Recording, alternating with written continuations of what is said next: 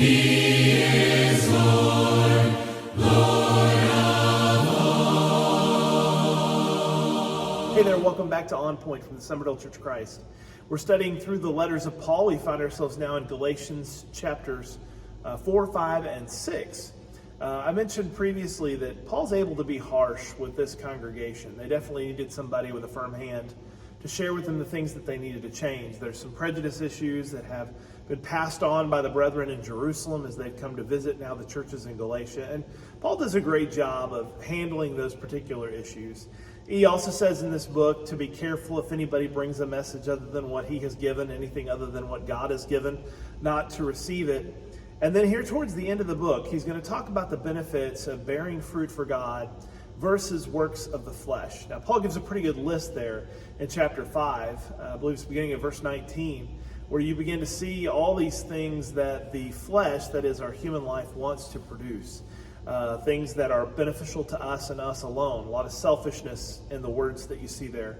And then Paul compares that to the fruit of the Spirit. And of course, we've mentioned frequently, I love studying the fruit of the Spirit. He says, fruit of the Spirit is love, joy, peace, patience, kindness, goodness, faithfulness, gentleness, and self-control. And he says there's no law against these things. These are things that are good in any culture, at any time. These are traits and qualities that you would see in someone who's a person of integrity, regardless of their faith. And then he ends up in the last chapter talking about making sure that we're looking out for spiritual people, that we're helping those in the household of faith, that we're helping to bear burdens for those that are weighed down with all kinds of trials. It's a great little book to remind us about doing things the way Jesus would have us to do. Also mentioned in our previous post that there's a section here about baptism in the middle of the book of Galatians, and he's showing how we're all equal. And that again is noted at the end of the book, that we need to be looking out for each other. It's easy in our culture to point fingers, call names, to shun people just because we don't like the way they look or the way they talk or where they come from. And Paul is challenging us here from this little book to be different, to be more like Christ, to accept people and love people, not allow our liberty to get in the way, not allow our opinions and thoughts regarding someone or because of some presupposed thought process about that individual.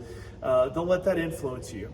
Just simply accept people, love people, learn to not be so critical, and see yourselves as equal in Christ Jesus. It's a great little book. Hope it blesses you. Really appreciate you tuning in today to On Point. The storm, he